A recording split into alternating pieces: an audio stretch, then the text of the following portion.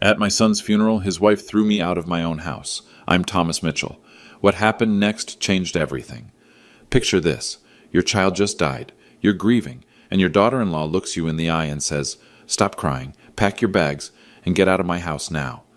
She called me a worthless burden, in front of everyone, at my son's funeral. But here's what Victoria didn't know. The house she was kicking me out of? I built it in 1987. The money she thought she inherited? $850,000 that was always mine. For 8 years, she lived off my generosity while treating me like charity. Instead of arguing, I just walked away. Sometimes silence is the most powerful response of all. If you're new here, hit subscribe. I share stories about standing up to disrespect, and trust me, you'll want to see how this ends. Because what Victoria discovered 3 days later taught both of us that assumptions can cost you everything. Let me start from the beginning. The signs were there from the beginning. I just chose to ignore them. When my son David died in that car accident 2 months ago, Victoria immediately took charge. "Don't worry about the arrangements, Tom," she said. "I'll handle everything." What she really meant was, stay out of my way. At the funeral home, she made every decision. The casket, the flowers, even the music. When I suggested David's favorite song, the one we used to play when we built this house together in 1987, she cut me off. "That's too depressing," Victoria said. "We need something more uplifting."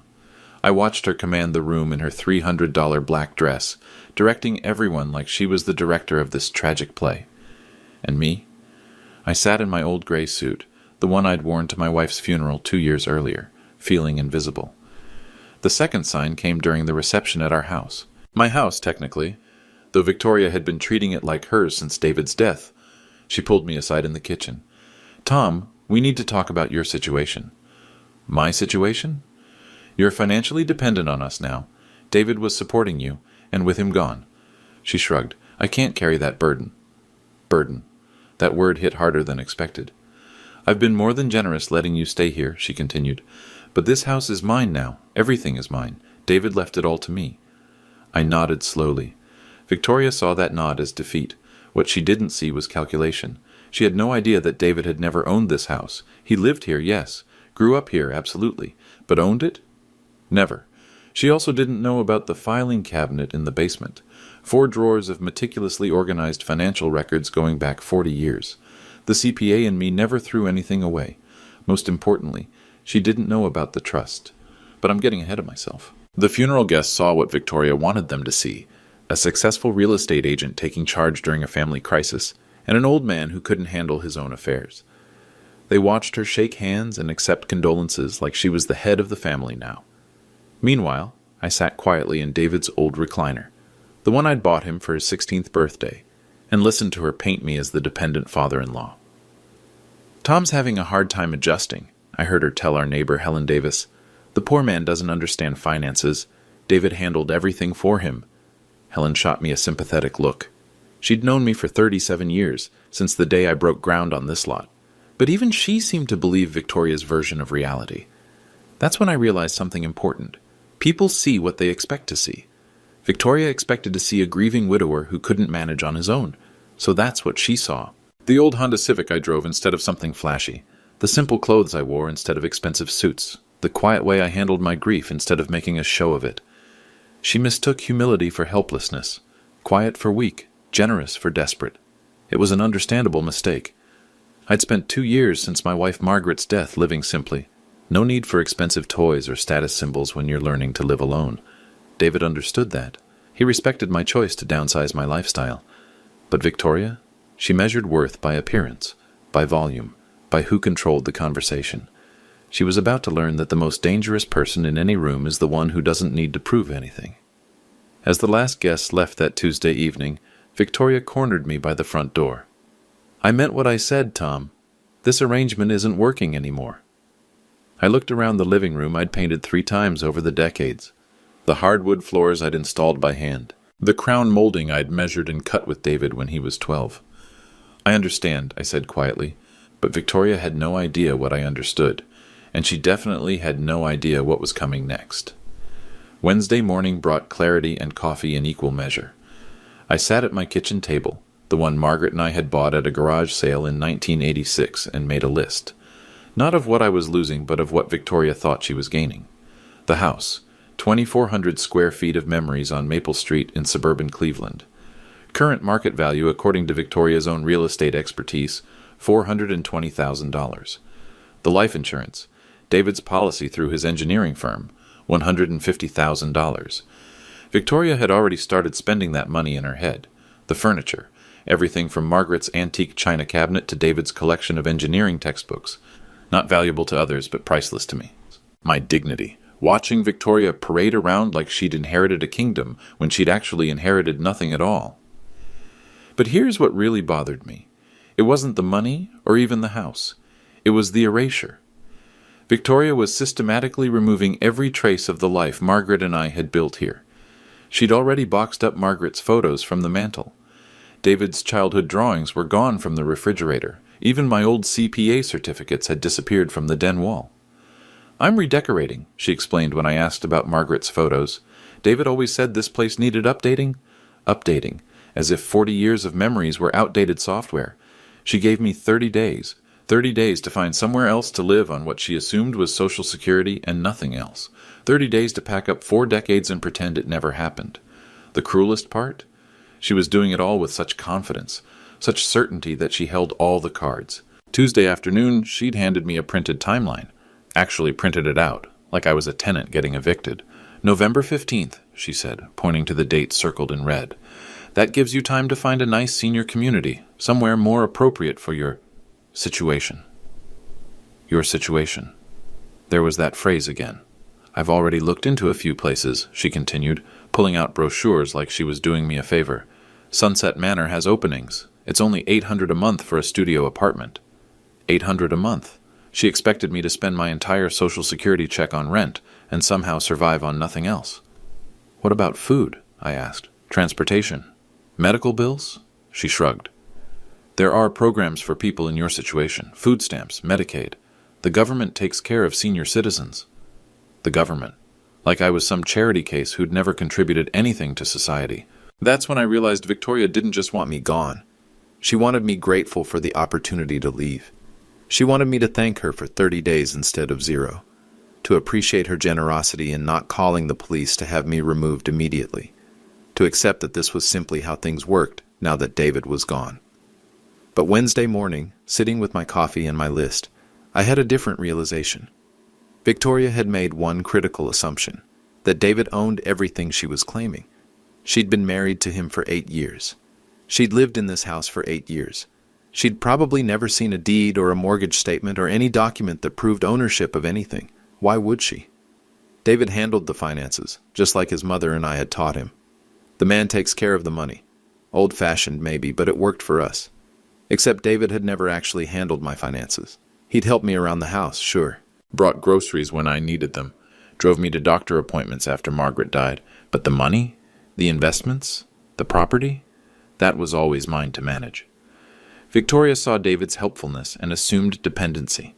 She saw my gratitude and assumed obligation. She saw 2 years of quiet grief and assumed defeat. If I said nothing, if I just packed my bags and shuffled off to Sunset Manor like a good little senior citizen, what message would that send? That bullies win. That volume beats truth. That if you're loud enough and confident enough, you can rewrite history and steal someone's life. That respect is optional when you're dealing with old people. That my 40 years of marriage to Margaret meant nothing. That the house we built together was just bricks and wood. That the son we raised here could be forgotten as easily as photos removed from a mantel. The stakes weren't just financial, they were existential. But I had something Victoria didn't know about, something that would change everything. I just needed to find the right moment to use it, and that moment was coming sooner than she thought. Thursday morning, Victoria let herself into my house with David's key. I was having breakfast when I heard the front door open. No knock, no good morning. She walked in like she owned the place, which, in her mind, she did. "Tom, we need to talk," she announced, marching into the kitchen with a manila folder under her arm. "About what?" "Your finances." She sat down across from me without being invited. "I've been thinking about your situation, and I need to understand exactly what David was covering for you." I took a sip of coffee. "Such as?" "The utilities, the property taxes, the insurance." She opened her folder and pulled out a legal pad covered in her handwriting. David never told me the exact amounts, but I need to know so I can budget properly. Budget for what? For taking over those payments, obviously. She looked at me like I was slow. Until you move out, I'll have to cover everything David was covering for you. I set down my coffee cup. And what exactly do you think David was covering? Everything. The mortgage, the taxes, the electric bill. You're on a fixed income, Tom. Social Security doesn't stretch that far. Is that what David told you? Victoria's pen stopped moving. What do you mean? I mean, did David specifically tell you he was paying my bills? He didn't have to tell me. It's obvious. She gestured around the kitchen. How else could you afford to live here? This house is worth over $400,000. And how do you know what it's worth? I'm a real estate agent, Tom. I know property values in this neighborhood. But you've never seen the deed. The question hung in the air like smoke. Victoria's confident expression flickered for just a moment. I don't need to see the deed. David inherited this house when your wife died. Did he? Of course he did. Who else would get it? I stood up slowly and walked to the sink, rinsing my coffee cup with deliberate care. You know, Victoria, you've made a lot of assumptions about my finances. They're not assumptions. They're facts. Really? What other facts do you have? She consulted her legal pad. David told me you never contributed a dime to this house. I turned around. Is that what David told you? Yes. Interesting. Because I built this house in 1987, paid cash for the lot, hired the contractors, supervised every day of construction. Victoria's face tightened. That was 37 years ago. Things change. Some things, not ownership. Look, Tom, I know this is hard for you. Losing David, having to face reality about your financial situation, but denial won't help. What denial? Pretending you're not dependent on family charity. The word charity landed like a slap. I dried my hands on the dish towel, taking my time. Victoria, let me ask you something. What? In 8 years of marriage, did David ever show you a mortgage statement? We kept our finances separate. Did he ever mention making house payments? We didn't discuss every detail of his expenses. Did you ever see him write a check for property taxes? Her silence was answer enough. Here's what I think happened, I said, leaning against the counter. David helped me around the house, picked up groceries, did some yard work, and you assumed that meant he was supporting me financially. Because that's what it looked like. Appearances can be deceiving. Victoria stood up, clearly frustrated.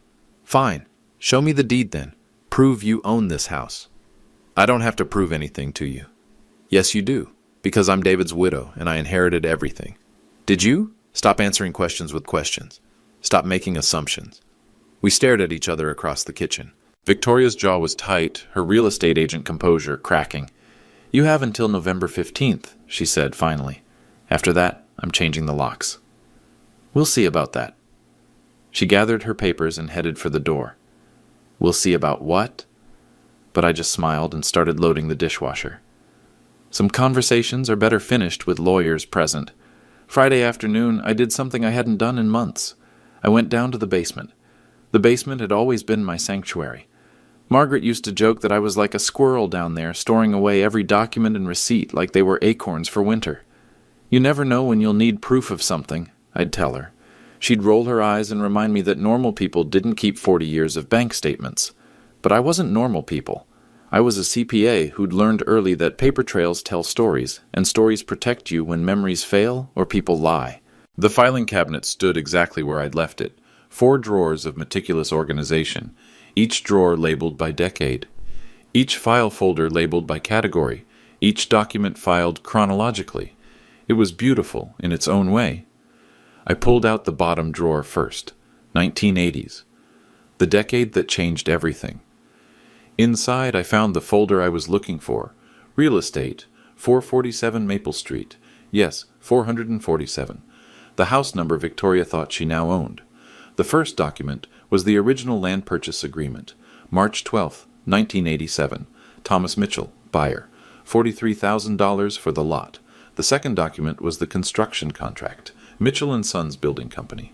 No relation to me, just a coincidence of names. $78,000 for a custom colonial. The third document was the most important, the original deed, recorded March 15, 1987. Owner, Thomas Mitchell, no cosigner, no joint ownership, no mortgage. I'd paid cash for everything. Victoria had no idea, of course. She'd been 4 years old in 1987, probably learning to tie her shoes while I was learning to read blueprints. But there was more in that folder. Much more. Insurance policies, property tax receipts, utility connection agreements, all in my name, all paid by me, all proving continuous ownership for 37 years. David's name appeared nowhere in any of these documents. I pulled out the second drawer. 1990s. More of the same. Property taxes paid annually by Thomas Mitchell. Insurance premiums paid quarterly by Thomas Mitchell. Even the landscaping receipts were in my name. The 2000s drawer told the same story, and the 2010 S, and the most recent file from 2024. But the real surprise was in the very back of the bottom drawer, in a folder labeled Trust Documents. Private. This was the folder Victoria definitely didn't know about. Inside were papers that would change everything, documents that told a story she couldn't imagine. The first paper was a trust agreement, dated June 15, 1985, before David was even born. The Thomas and Margaret Mitchell Family Trust. The second paper was a bank statement from First National Bank of Ohio. Current balance as of October 31, 2024, $853,412. The third paper was a list of trust beneficiaries. David's name was there, yes, but not as an inheritor. As a beneficiary during his lifetime, with specific terms and conditions. Terms and conditions that Victoria had never bothered to ask about. The trust was complicated, the way these things always are. But the basic structure was simple. Margaret and I were the original trustees. After Margaret's death, I became the sole trustee. David received monthly allowances for education, housing assistance, and family support. But ownership? That always remained with the trust, which meant it remained with me. David had lived comfortably because I made sure he lived comfortably. The engineering degree I helped pay for, the wedding I helped fund, the various investments and opportunities that came his way. All of it flowed from this trust. All of it remained under my control. Victoria saw David's comfortable lifestyle and assumed he was independently wealthy. She saw his generosity toward me and assumed it came from his own earnings. She never imagined that the money flowing from David to me was actually my own money flowing back home. It's funny how assumptions work. You see what fits your expectations and ignore what doesn't. Victoria expected successful young couples to support their aging parents. So when she saw David helping me, she assumed dependency. She never considered the possibility that I was helping him. But there was one more document in that folder. One that would matter most when the time came for truth-telling.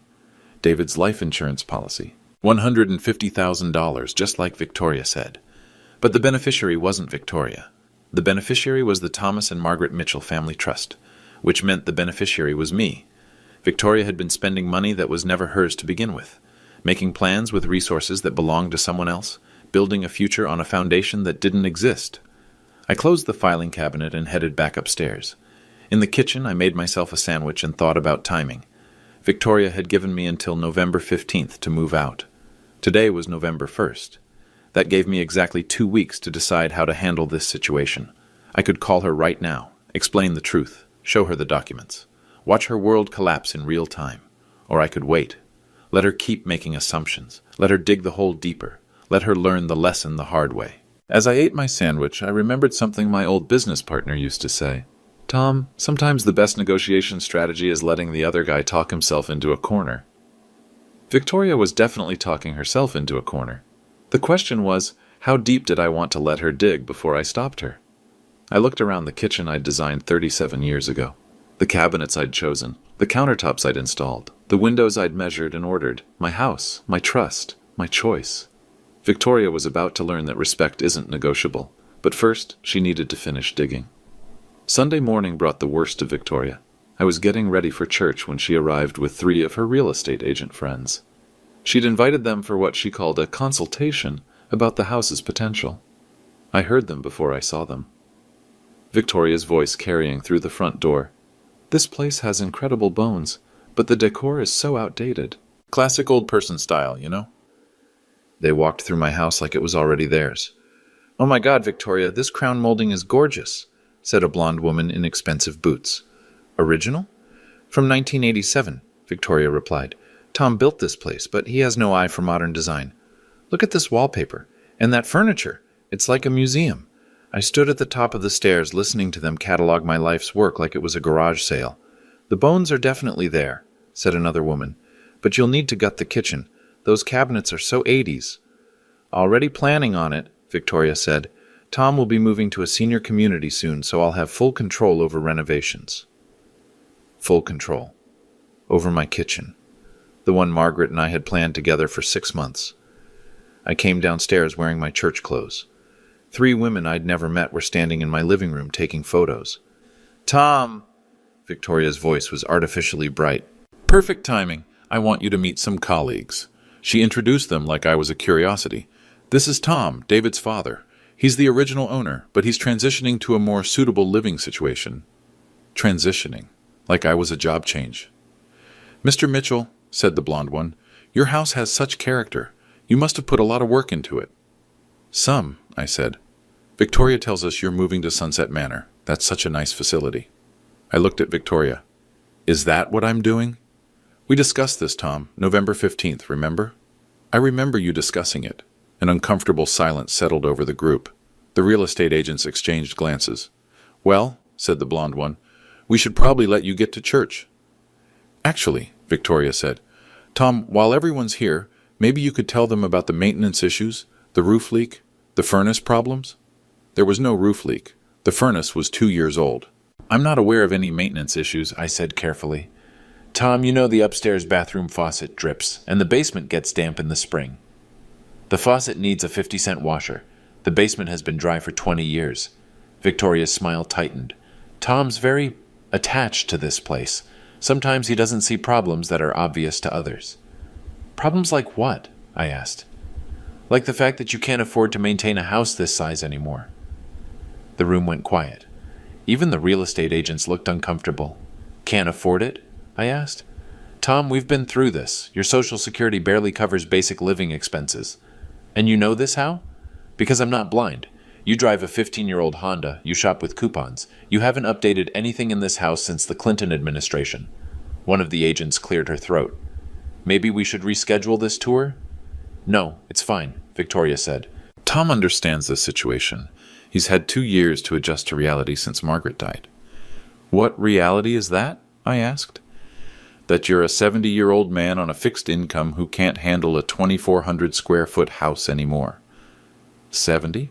68? Whatever. The point is you're making assumptions about my finances. They're not assumptions, Tom.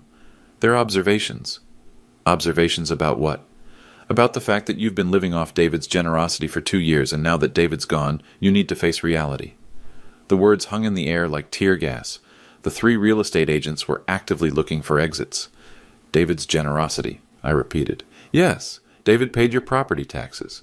David covered your utilities. David made sure you had groceries and medical care. Did he?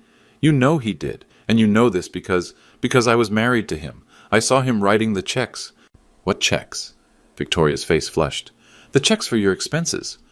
Did you see him write checks to the county for property taxes? He handled those things online.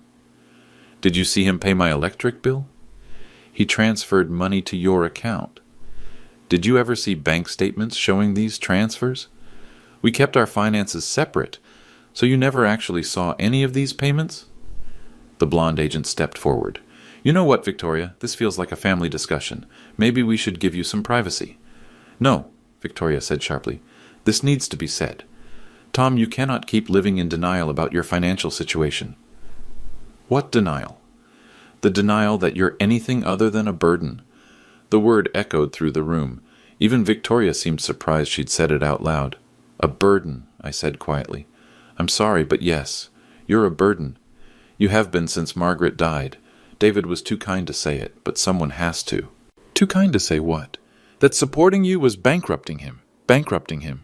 Yes, the property taxes alone are $8,000 a year. Add utilities, maintenance, your medical expenses. She was building steam now, letting 2 months of frustration pour out. David spent $40,000 last year keeping you afloat. $40,000. At least. And now he's gone and I'm supposed to pick up that burden? I have my own life to think about. The real estate agents were edging toward the door. So you're throwing me out, I said. I'm giving you a month to find appropriate housing. That's more generous than most people would be. Generous. Yes, generous. Because frankly, Tom, you never contributed anything to David's success. He built his own life, earned his own money, bought his own house. This house. Yes, this house. David inherited it from Margaret, and now I inherit it from David. That's how inheritance works. I nodded slowly. I see. Good, finally. Victoria? What? You might want to check your facts before making statements like that in front of witnesses. She laughed. What facts? Tom, I'm a real estate professional. I know how property ownership works. Do you? Better than you do, apparently. I looked at the three women by the door. They were witnessing something they definitely hadn't signed up for. Ladies, I said, you might want to ask Victoria to show you the deed to this house before you start planning renovations. Victoria's face went white. Tom, don't what? Don't tell the truth? But I'd said enough. Sometimes the best revenge is letting people hang themselves with their own words. Enjoy your tour, I said, and headed for the front door. I had a lawyer to call. Monday morning, I sat in attorney Margaret Collins' office with 3 manila folders on the mahogany desk between us. Margaret Collins? No relation to my late wife, just another one of life's small coincidences, had been handling my legal affairs for 20 years. She knew exactly what those folders contained. Tom, she said, adjusting her reading glasses, I have to ask, are you sure you want to do this? I'm sure. Because once we start this process, there's no taking it back. Victoria will know everything. Good. Margaret opened the first folder. Let's review what we have. The original deed to 447 Maple Street lay on top. Thomas Mitchell, sole owner, recorded March 15, 1987. No co-signers, Margaret noted. No joint ownership. No mortgage. You paid cash for the land and construction. Correct. She opened the second folder. Property tax records for 37 years. All paid by you from your accounts. Correct. Insurance policies, utility bills, maintenance contracts, all in your name. Correct. She opened the third folder. And this is the big one. The Thomas and Margaret Mitchell Family Trust. The trust documents were thick, complex, full of legal language that took years to develop and decades to fund. Current balance? Margaret asked, though she already knew. $853,412 as of last Friday. And David's status in the trust? Beneficiary during his lifetime, never a trustee, never an owner. Margaret leaned back in her leather chair. Tom, this is a substantial estate. Victoria had no idea? None. And David never told her about the trust structure? David was a good son, but he wasn't detail-oriented about finances. He knew I helped him when he needed help. He probably never thought to explain where the money came from. So Victoria assumed that David was supporting me instead of the other way around. Margaret shook her head. It's understandable, I suppose. Young couples don't usually have trust this size backing them up. The irony is beautiful, I said. Victoria kicked me out of my own house using my own money to threaten me. How so? David's life insurance, $150,000. She's been making plans with that money for 2 months. But the beneficiary is the trust, which means the beneficiary is me. Margaret pulled out a calculator. So let me make sure I understand. Victoria thinks she inherited a $420,000 house and $150,000 in life insurance. That's right. But actually she inherited nothing. The house belongs to you, and the insurance money goes to your trust. That's right. And she's been treating you like a charity case while planning to spend nearly $600,000 that was never hers. That's right. Margaret was quiet for a moment, processing the situation. Tom, I have to ask, why did you let this go on for 2 months? Why didn't you correct her assumptions immediately? I thought about that Sunday morning scene. Victoria calling me a burden in front of strangers. The casual cruelty of it. Because I wanted to see how far she'd go. And she went pretty far. Margaret nodded. What do you want to do now? I want to establish clear boundaries. Legal boundaries? All kinds of boundaries. She pulled out a legal pad. Talk to me. First, I want the insurance claim processed immediately. The money belongs to the trust, not to Victoria. Done. That's straightforward. Second, I want Victoria served with formal notice that she's a tenant in my house, not an owner. Also straightforward. How much notice? 30 days. The same time frame she gave me. Margaret smiled slightly. Poetic justice. Third, I want her to understand exactly what David's relationship to the trust was, so she can't claim ignorance going forward. We can provide complete documentation. And fourth, I paused, I want witnesses present when we have this conversation. Witnesses? The same real estate agents who heard her call me a burden yesterday. They should hear the truth too. Margaret set down her pen. Tom, that feels like public humiliation. No, public humiliation is what Victoria did to me. This is public education. There's a difference? Victoria humiliated me to make herself feel powerful. I'm educating people to prevent future misunderstandings. Margaret considered this. The real estate agents aren't necessary for the legal process, but they're necessary for the social process. Explain. Victoria spent 2 months telling people that I'm a broke old man living off family charity. Those people deserve to know the truth. And Victoria deserves to hear that truth in front of the same people she lied to. Exactly. Margaret made notes on her legal pad. When do you want to do this? Tomorrow. Give Victoria 24 hours to enjoy her assumptions. And if she refuses to meet, then we serve the papers without explanation and let her figure it out. Margaret pulled out her calendar. I can have everything ready by 10 a.m. tomorrow. Perfect. Where do you want to meet? Victoria's real estate office, where her colleagues can see what respect looks like. Margaret looked up from her calendar. Tom, I've been practicing law for 30 years. I've seen a lot of family disputes. This isn't about the money, is it? No, it's about the disrespect. It's about boundaries. Victoria needs to learn that you can't treat people badly just because you think they're powerless. And if she'd been respectful from the beginning, then we'd be having a different conversation. I would have explained the situation privately and helped her transition to independence. But she wasn't respectful. She was cruel. There's a difference between grief and cruelty. Margaret closed the folders. I'll make the calls this afternoon. Thank you. Tom? Yes? For what it's worth, I think David would be proud of how you're handling this. I stood up and shook her hand. David taught me something important. What's that? That quiet strength beats loud ignorance every time. He was a smart boy. He learned from the best teacher. Margaret? No, life. Life taught him that respect is earned, not inherited. As I left the law office, I thought about Victoria's timeline. She'd given me until November 15th to move out. Tomorrow was November 5th. She was about to learn that some deadlines cut both ways, and some assumptions cost more than you can afford to pay. The quiet man was about to speak up. And when quiet men finally speak, smart people listen. Victoria was about to find out exactly how smart she really was. Tuesday morning at 10 a.m., Margaret Collins and I walked into Premier Realty on Main Street.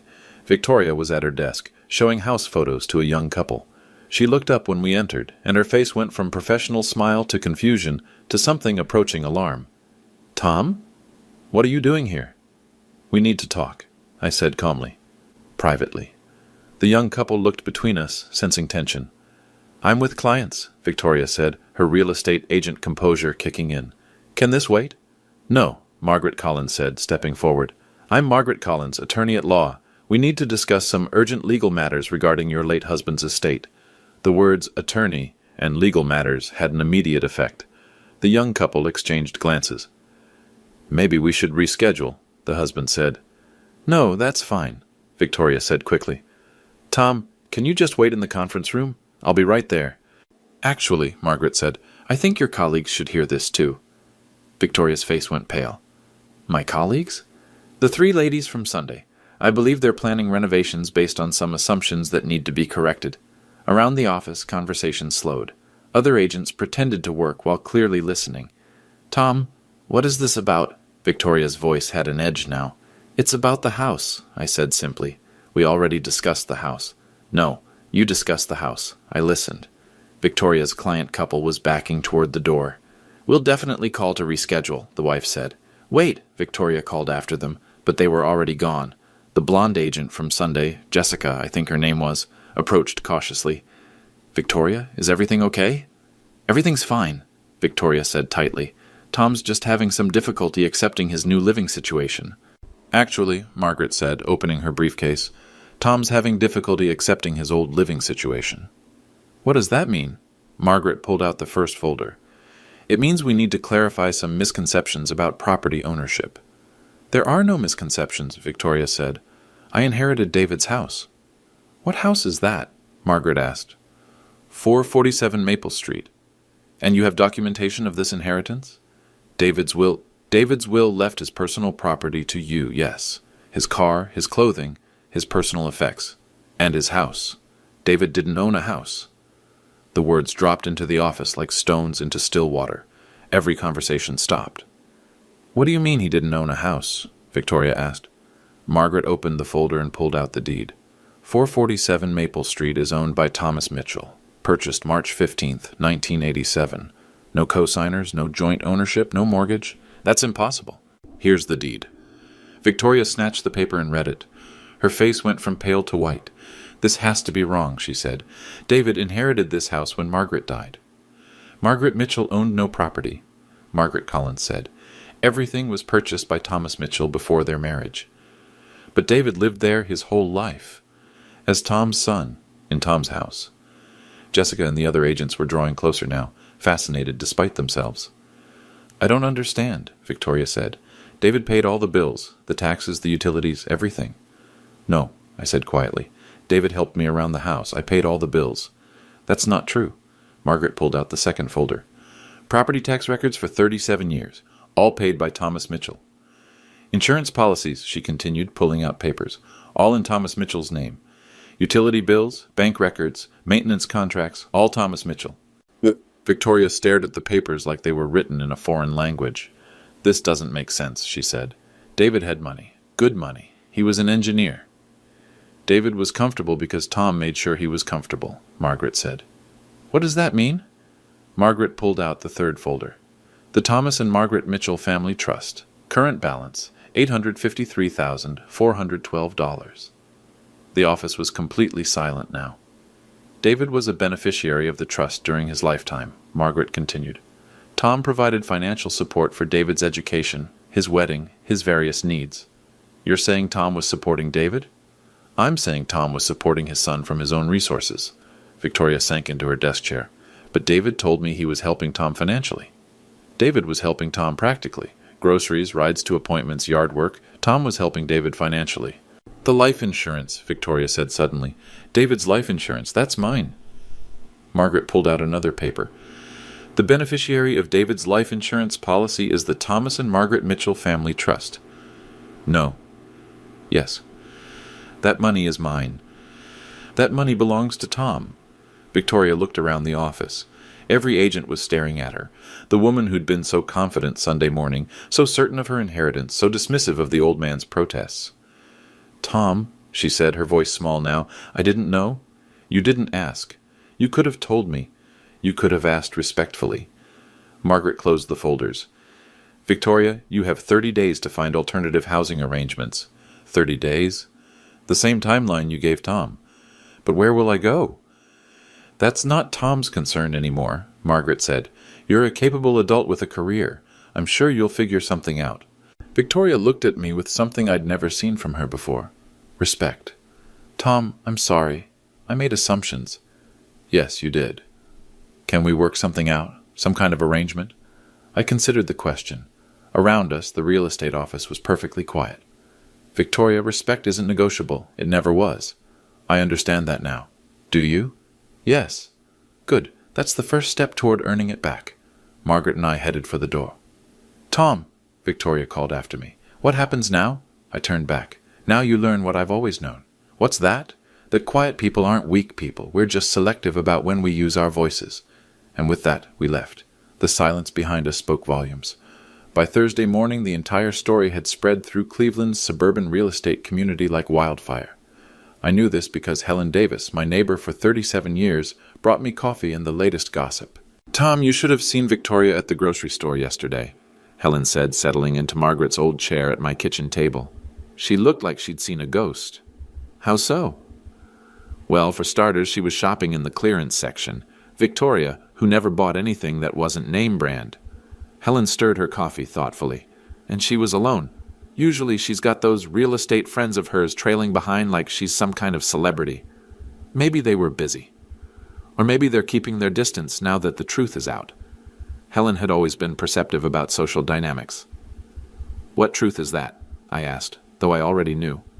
"That she spent 2 months treating you like a charity case while planning to spend money that was never hers." Helen shook her head. "People are talking, Tom, and not in a good way for Victoria." "What are they saying?" "That she showed poor judgment." that she made assumptions about finances without doing her homework. And in real estate, homework matters. Exactly. Her broker called her in for a meeting yesterday afternoon. This was news to me. How do you know that? Because my sister's daughter works at Premier Realty. She said the whole office was buzzing about what happened Tuesday morning. Helen leaned forward conspiratorially. Apparently, 3 different clients have already asked to be transferred to other agents. Why? Because if Victoria can't figure out who owns a house she's been living in for 8 years, how can she be trusted with their real estate transactions? I hadn't considered that angle, but it made sense. Real estate was built on trust and competence. Victoria had publicly demonstrated a lack of both. There's more, Helen continued. You know that young couple she was meeting with when you showed up? Vaguely. They posted about it on social media. Something about dodging a bullet with an agent who doesn't understand property law. They posted about it? With photos of the office and everything? It's gotten hundreds of likes. The ripple effects were spreading faster than I'd anticipated. My phone rang. Margaret Collins. Tom, we have some developments. Good or bad? Depends on your perspective. Victoria's attorney called this morning. She hired an attorney? Apparently. He wanted to discuss a settlement. What kind of settlement? Victoria would like to stay in the house for 6 months instead of 30 days. She's offering to pay rent. How much rent? $2,000 a month. I almost laughed. For a house worth $420,000? Market rent would be closer to $3,000, yes? What did you tell him? That we'd consider reasonable offers. And what's reasonable? $3,500 a month, first and last month in advance, plus a security deposit equal to 1 month's rent. So $10,500 up front? Correct. If she wants to stay, she pays market rate like any other tenant. Can she afford that? That's not our problem. But her attorney seemed to think it might be challenging given her current circumstances. After I hung up, Helen was studying my face. Victoria wants to stay? She asked. She wants to pay below market rent to stay. And you said? I said she can pay market rent like anyone else. Helen nodded approvingly. Fair is fair. Friday afternoon brought another visitor, David's old college friend, Mike Thompson. Tom, I owe you an apology, he said at my front door. For what? For believing Victoria's version of things. She told everyone that David was supporting you financially. And you believed her. I did. And I'm sorry. I should have known better. Mike shifted uncomfortably. The thing is, David always talked about how proud he was of your success. How you'd built this house, how you'd managed your investments, how you'd taught him about financial responsibility. So, why did you believe Victoria? Because it fit what I expected to see. Old man, dead wife, grown son helping out. It seemed natural. Assumptions again. Yeah, and I'm not the only one. A lot of David's friends made the same assumption. And now? Now we're all feeling pretty stupid. And we're wondering what else Victoria might have misrepresented about David. That was an interesting development. Victoria's credibility was collapsing across multiple social circles. Saturday morning, Margaret Collins called with the final update. Victoria's attorney called back, she said. She can't afford the rent. So she's moving out? She's moving out. But there's something else. What? She's also leaving Premier Realty. Voluntarily? Let's call it mutually agreed upon. So Victoria was losing her house and her job in the same week. Tom, I have to ask, do you feel bad about any of this? I looked around my kitchen, the one Margaret and I had designed together, the one Victoria had planned to gut and renovate. Margaret, Victoria made choices. She chose to be cruel instead of kind. She chose assumptions instead of questions. She chose to humiliate me in front of strangers. And now she's facing consequences. Natural consequences. I didn't fire her from her job. Her clients did that by requesting other agents. Because they lost confidence in her judgment. Exactly. This isn't revenge, this is accountability. And Victoria? Victoria is learning that actions have consequences. It's a lesson she should have learned years ago. Sunday morning, I sat in church thinking about forgiveness and boundaries. They weren't opposite things, I realized. They were complementary. I could forgive Victoria for her assumptions and still maintain boundaries about respect. I could forgive her cruelty and still expect her to face the natural consequences of her choices. Forgiveness didn't mean pretending nothing had happened. It meant accepting what had happened and moving forward with wisdom. Victoria was moving out next weekend, and I was moving forward with a new understanding of my own quiet power. Sometimes the best lesson you can teach someone is to let them teach themselves. 3 weeks later, I sat in my living room reading the Sunday paper when the doorbell rang. Victoria stood on my porch with a moving box in her hands. "Hi, Tom." "Victoria. I found some things that belong to you. Photo albums from when David was little. Some of Margaret's recipe cards." I opened the door wider. "Come in." She set the box on the coffee table and looked around the room she'd planned to renovate. "It looks the same," she said. Why would it look different? I don't know. I guess I thought you might change things after everything. Some things don't need changing. We sat in the quiet for a moment. Tom, I owe you more than an apology. You don't owe me anything. Yes, I do. I treated you terribly. I made assumptions about your life, your finances, your worth. I was cruel when I should have been grateful. And now? Now I understand something I should have understood from the beginning. What's that? That David learned his values from someone. His kindness, his generosity, his quiet strength. He learned all of that from you. I nodded. David was a good son. He was, and you were a good father. I just couldn't see it because I was too busy making assumptions. We all make assumptions, Victoria. The question is, what we do when we learn we're wrong. I'm trying to learn from this. Good. I found a job in Columbus. Fresh start, new city. Maybe I can do better there. I hope you can. She stood to leave, then turned back. Tom, can I ask you something? Of course. If I'd been respectful from the beginning, if I'd asked questions instead of making demands, would things have been different? I thought about that. Probably. I would have helped you transition to independence, given you time to find your feet.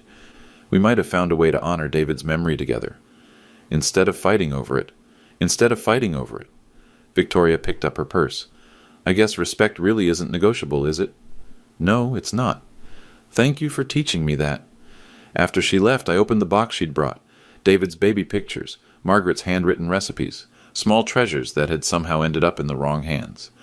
I thought about the past 3 months. The funeral, the confrontation, the legal resolution, the natural consequences.